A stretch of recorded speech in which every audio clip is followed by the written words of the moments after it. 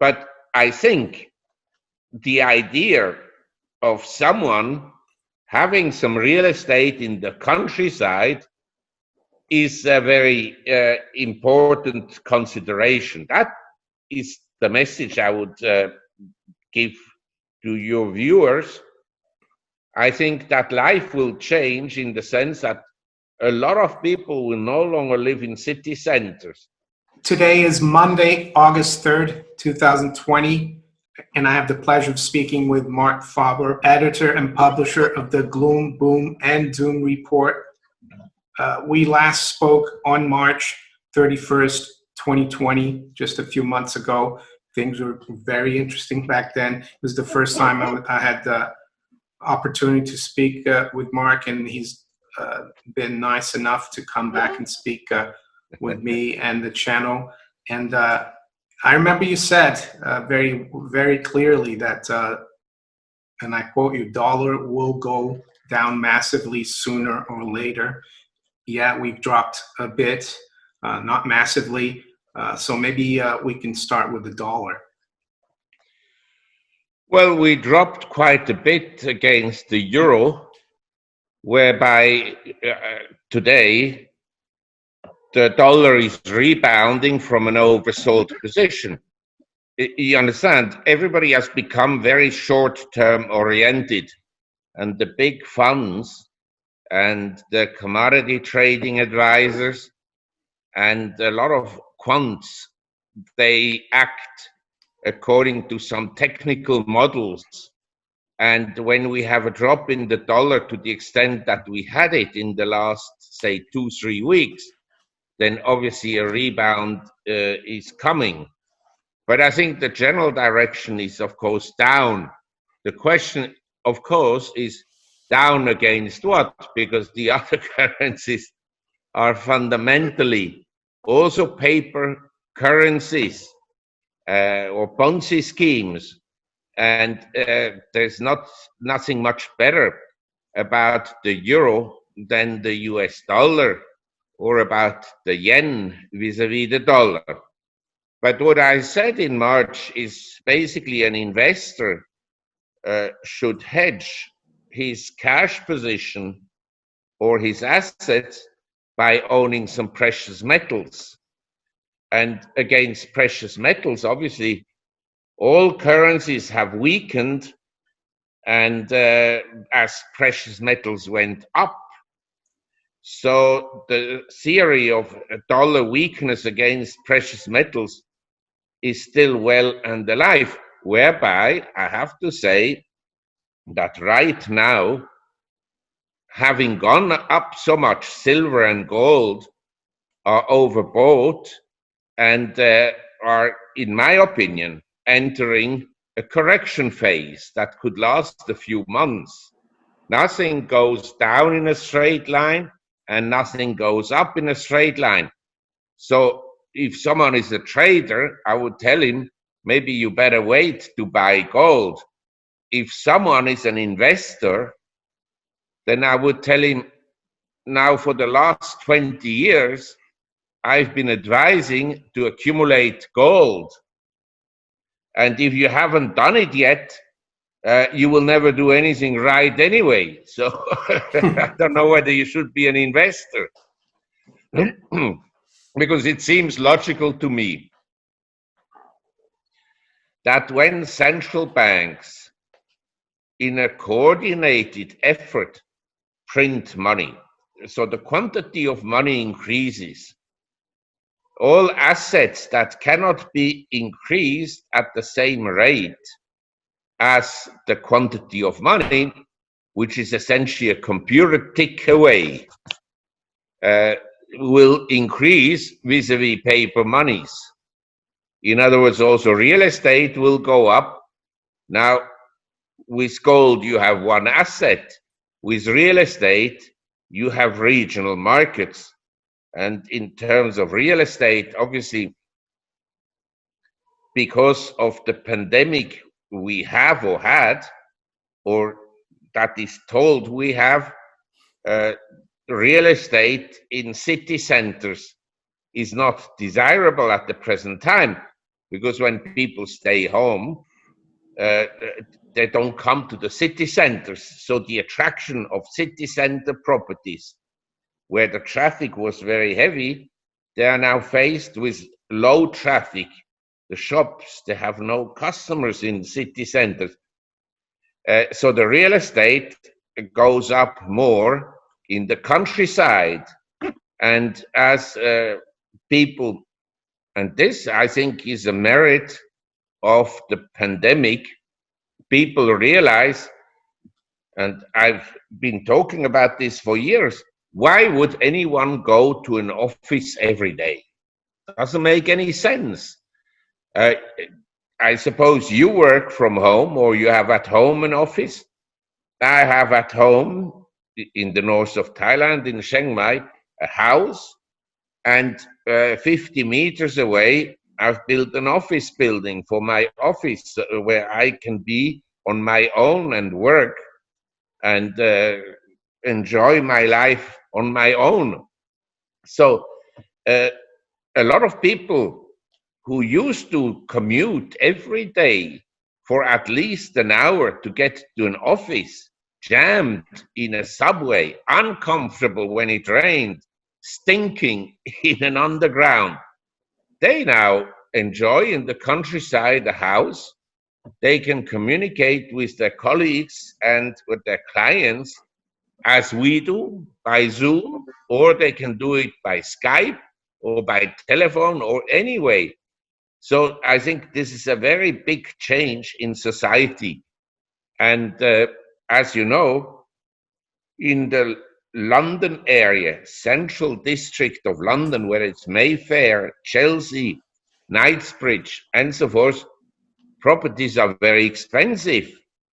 But an hour from London in the countryside, or 2 hours away, even cheaper, you can find properties that are very nice at low prices.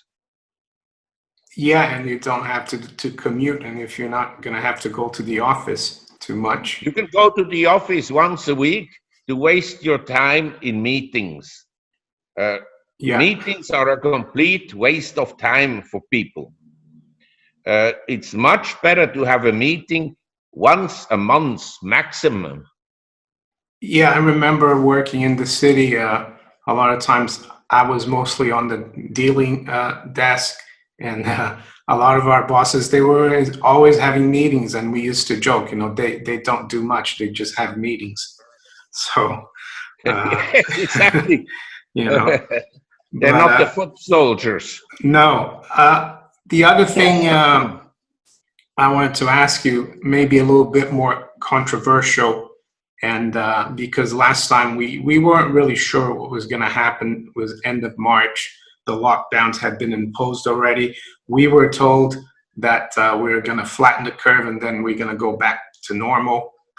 And here we are in August, especially here in the UK. There's still a lot of local lockdowns. We've been told that if you come back from Spain, you're going to have to isolate for 2 weeks.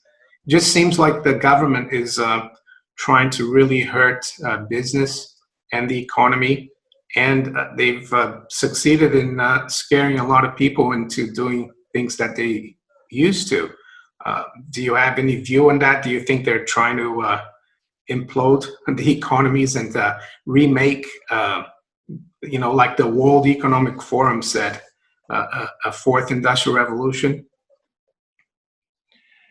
Well, who knows? We don't know for sure. But clearly, the measures the government have taken are contrary to a market economy. You understand? In a free market economy, people would react to the crisis in the sense that they would do social distancing on their own. They wouldn't have to be told. Everybody would say, okay, we have a problem. We'd better be careful in what we do.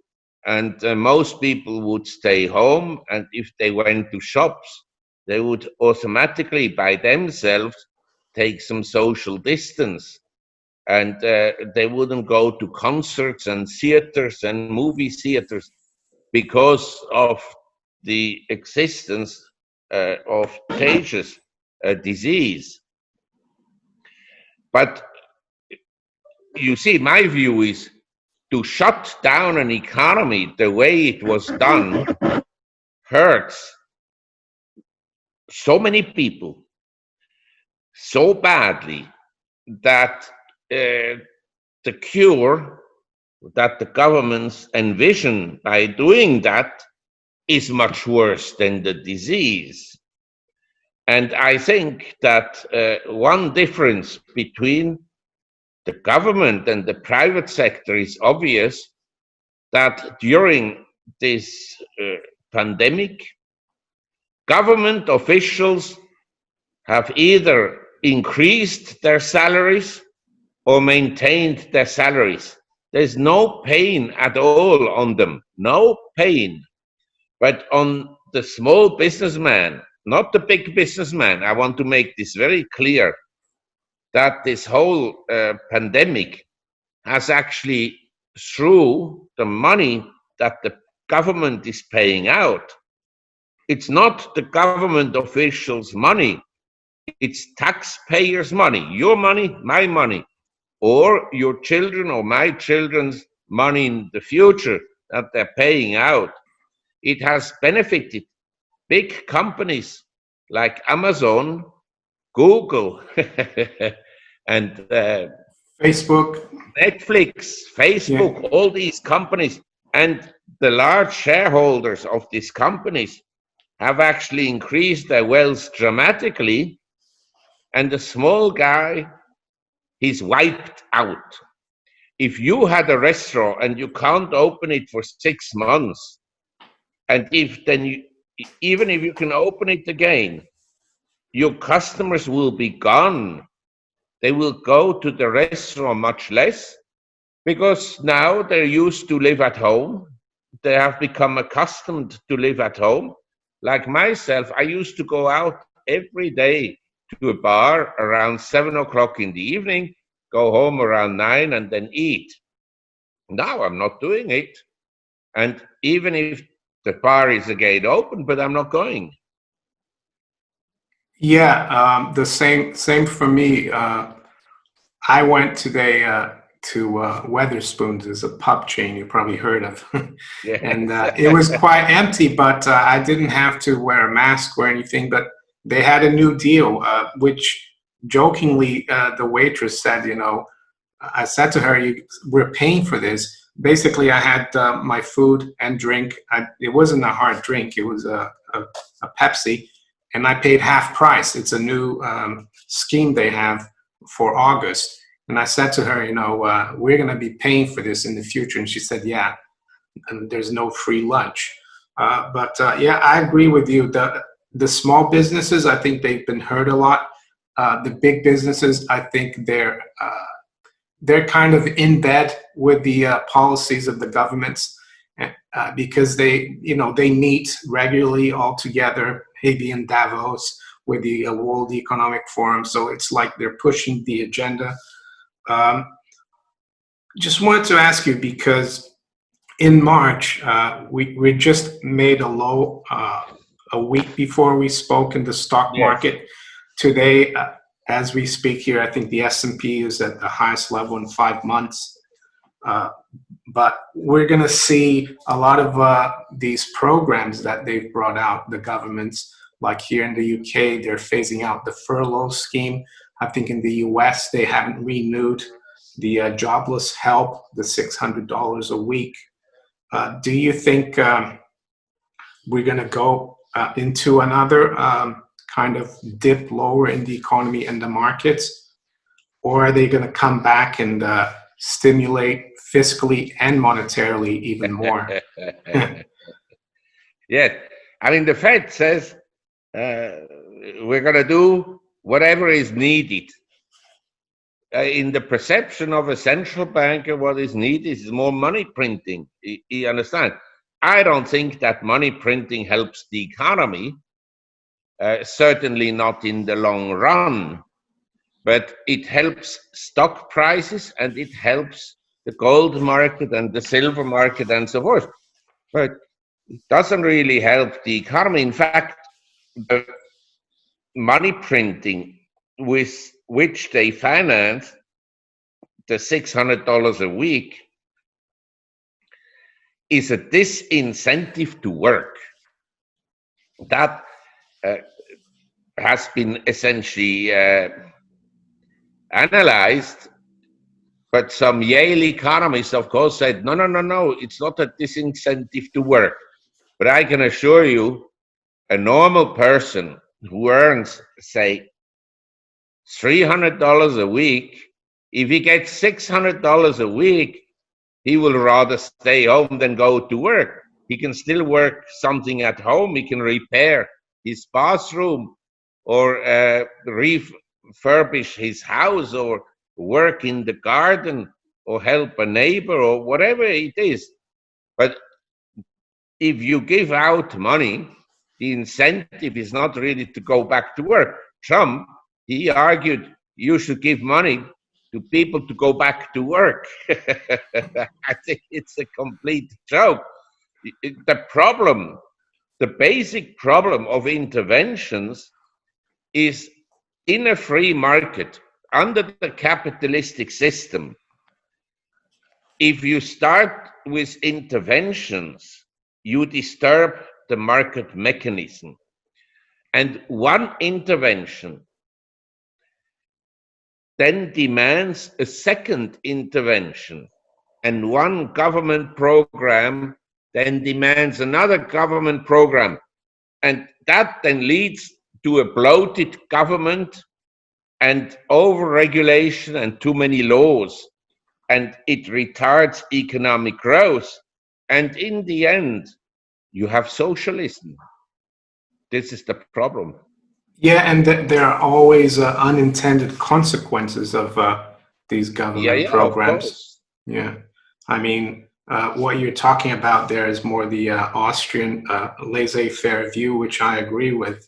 And but most people nowadays think that governments are there to help them. They don't realize that governments don't have any wealth. They just take it from those who create the wealth and work. So absolutely. Yeah. We're speaking about Microsoft, Apple, Amazon, Netflix, how well they're doing. But I've noticed recently, and today we had some news from HSBC, who are domiciled here in the UK, but do a lot of their business in Asia, that they've taken more loan provisions, and their stock price, I think, has dropped to an 11-year low. And it's not just here in the UK, but EU banks as well, American banks, they're taking a lot of provisions. You look at the FTSE 350 bank index, it's near the 2009 low. The BKX in the US, it has rebounded, but not as well as the S&P. Do you think that's pointing, is that like a non-confirmation and is pointing maybe to weakness in the major markets? Because banks, I mean, in the end of the day, they're the ones who provide the credit. This is, for me, something difficult because, as you mentioned, we have 5 or 6 stocks that are doing very well in the markets. And because the market weight of these stocks, say the New York Fund Index, is an index of precisely 10 stocks. And the largest contributor to the rise of the index has been actually Tesla. And if you take 5 technology stocks like Netflix and so forth, and you include them to the S&P, then 37% of the S&P are now technology companies. Yeah, I saw that. Yeah, I was reading that. So, yeah, and the Dow, I guess it's not as heavily weighted. That's probably why it hasn't performed as well as the S&P. It has a lot of old stocks, old economy companies. The S&P hasn't made a new high yet, but it is close. And the Nasdaq, and especially the Nasdaq 100, the stocks are semiconductor stocks, and as I said, the FANG index, they've all made new highs. And on Friday, the S&P consumer discretionary stock index have also made a new high. So there are some stocks that are going up and performing well.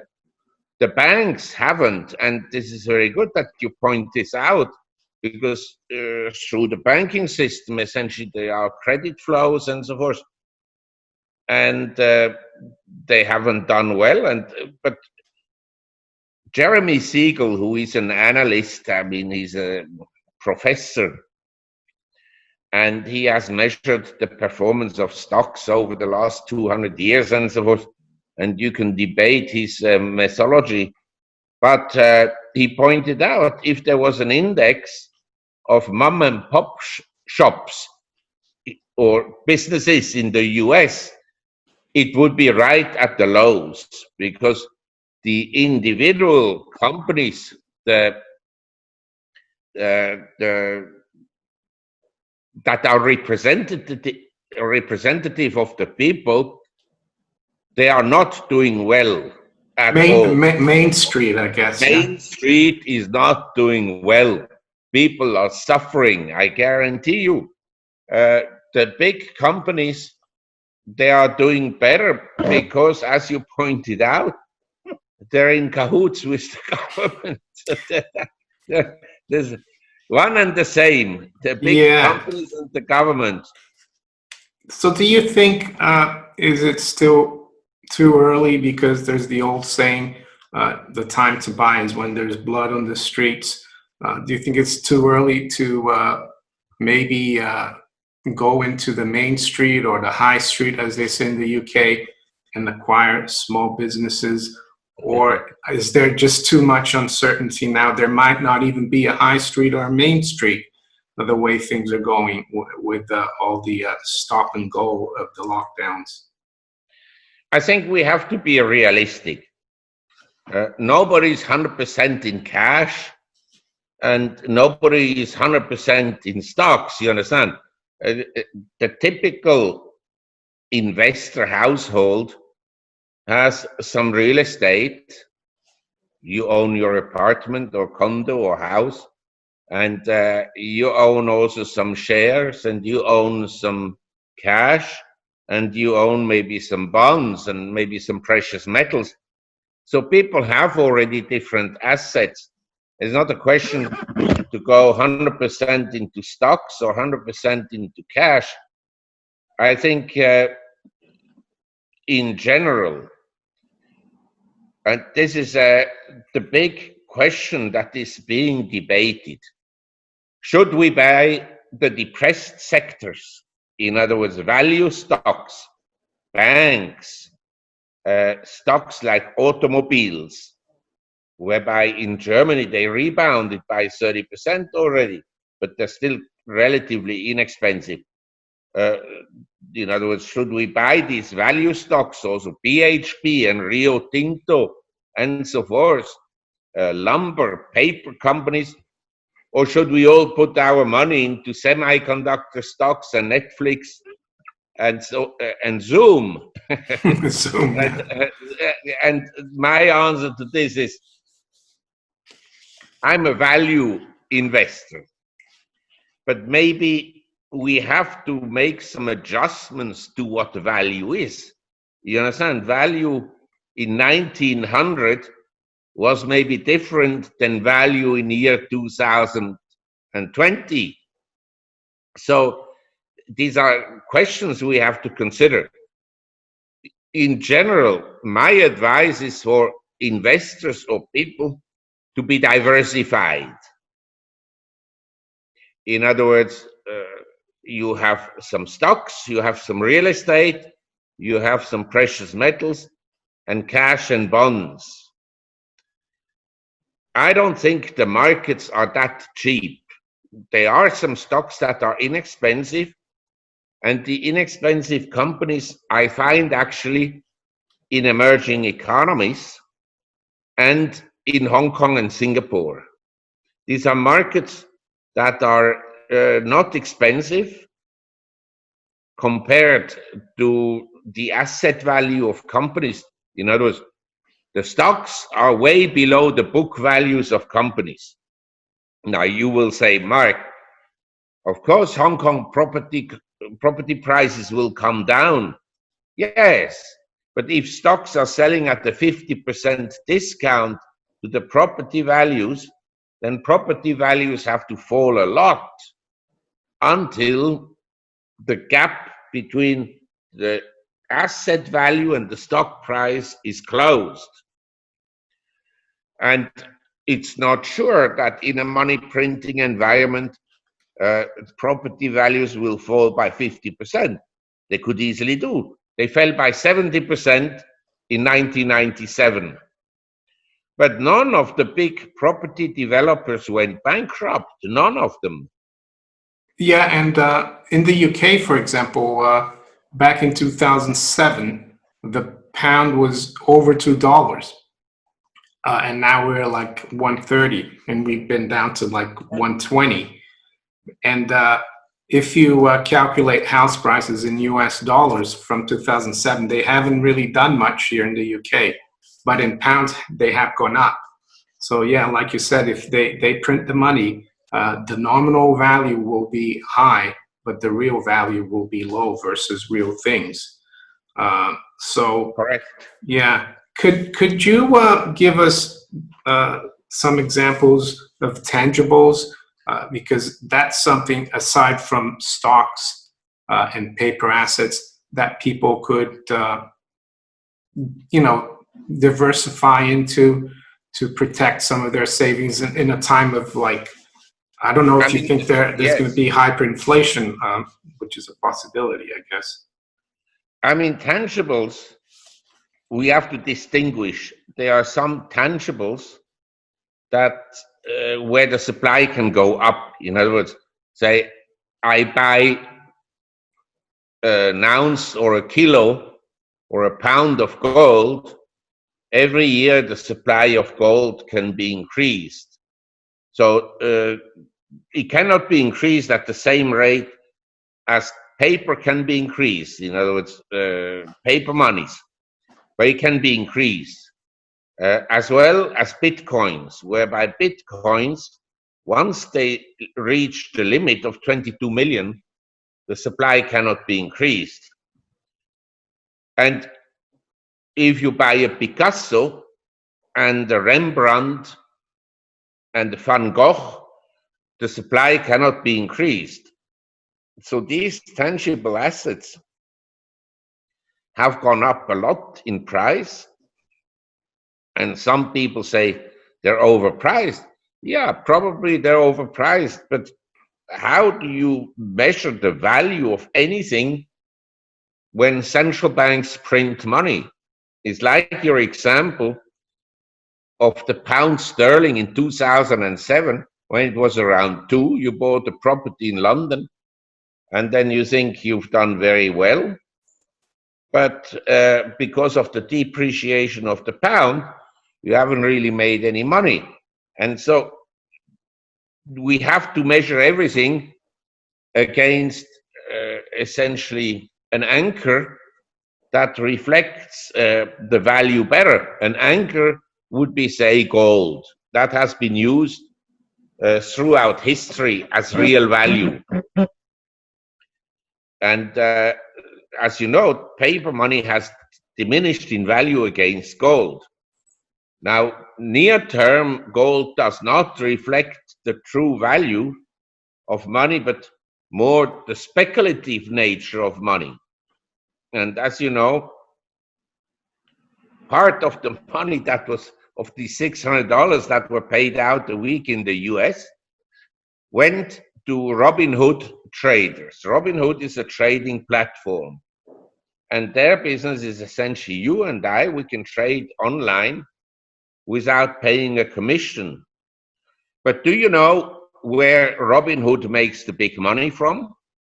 Is it the bid and offer spread, or? No, Robinhood has an order flow. Okay, millions of people buy and sell every day through the Robinhood trading platform. This order flow, this information, they can sell to quant funds, to hedge funds. They earn in the last quarter by selling the order flow. They earned $100 million. So is that so the hedge funds can front run the orders? Precisely. So I guess there's no. Precisely. And just Where's the SEC then? The SEC is not an organization to protect the public. It is an organization to protect hedge funds and the financial sector from lawsuits by individuals. Yeah, It is a complete farce. I agree with you. It shouldn't exist. It should be dismantled. The free market would then people would be cautious. The typical Robinhood trader, he doesn't know that his order is being run by some hedge fund guys. Wow, I didn't know that. That's quite amazing. I thought they were making, because here in the UK we got something called spread trading, and they don't charge a commission, but they make the money on the bid and offer spread. I didn't realize that that was what Robinhood was doing. You know, the historian economist Page Hutt, he wrote, in a bubble, there's a lot of stupid money that wants to find a home, and they go and do speculative trades and so forth. So I think it's very important to understand that money printing has a very, very negative impact on society. I can tell you, I've studied all the monetary inflation periods, and in each instance, money printing led to a decay in morals and in decency and ethical behavior, and led to a breakdown, a decay of society. Yeah, I think also during, you probably read the book Fiat Money, Inflation in France by Andrew Dixon White. And when they were printing or issuing the assignats in the 1790s, they said that, it destroyed kind of civil society in France. Everyone was a stock jobber. And and it ended in disaster. So I think Robinhood could be a symptom of this. Yeah, sure. How it's long? A casino. It's a casino you play at home. Yeah. And so looking at the bond markets, because I spoke about the bond markets in my video this morning. I mean, apparently, I think over 60% of all bonds in the world yield less than 1%. And the central bankers say it's a conundrum because of demographics, but I say it's because of them, because they've been manipulating the bond markets. You saw Mario Draghi in 2012 when Italian and Spanish and Greek yields were going to 10%, he intervened. And I think that's the reason why bond prices are so high and yields so low, is because the speculators know that the central banks will have their back. But how long can they keep bond prices so high and yields so low? What's your take on that?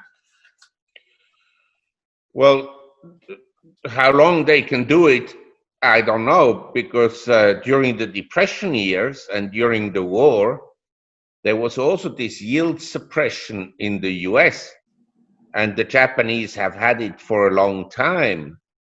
So if the government, in other words, the central banks, if they decide to keep yields down, they can do it for quite some time. But the wealth, where the explosion then occurs, is in the currency market. And the currency markets obviously at some point weaken. Now, if you are a reserve currency like the US dollar, for a long time the currency will not completely implode because the other currencies are equally bad or even worse. But it will implode, and we have this symptom already now to some extent. It implodes against, as I said, assets that cannot be multiplied at all, or to a lesser extent than such as assets such as bitcoins, gold, silver, platinum, and so forth. And once these assets keep on going up, you will also get at some point food prices going up and inflation going up. And then the central banks will say, well, why is inflation going up? Well, they'll find something, and they will say, well, this is not true inflation, this is temporary, and they'll print even more money. And eventually you get into this situation you had in France during money printing in the 1790s, and in Germany in the period after the First World War, 1918 to 1923, that led to a breakdown of German society and paved the way for the Germans to elect a dictator such as Hitler was. I'm telling you, today we have a situation in the world where young people are in favor of socialism.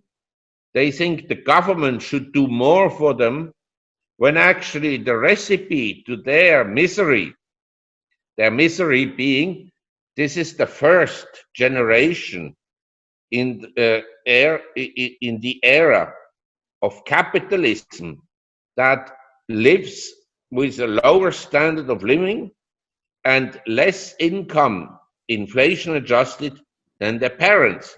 So I understand a little bit that they're not so happy, but basically the woke society, as we call them, I advise them to read the events and that led to the Bolshevik Revolution and the events that followed the Bolshevik Revolution.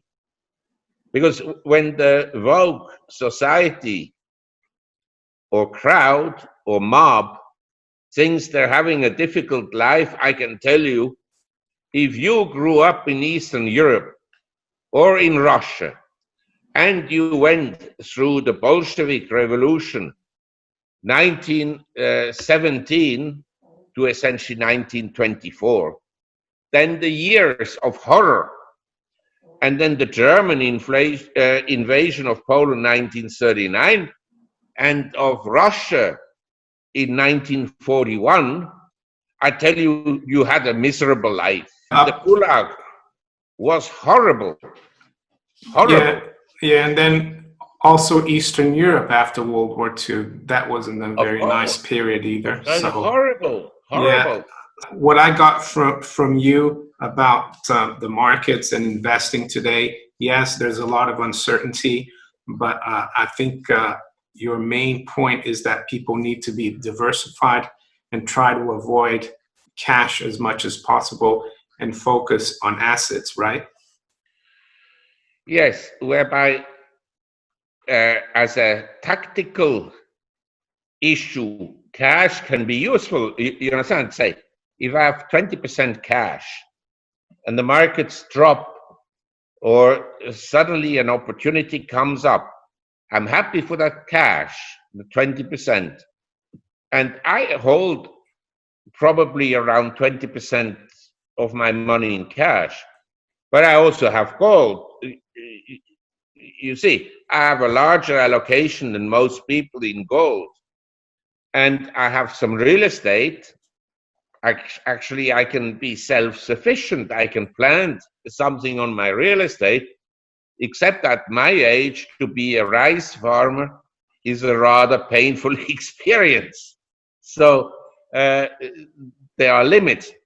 But I think the idea of someone having some real estate in the countryside is a very important consideration. That is the message I would give to your viewers.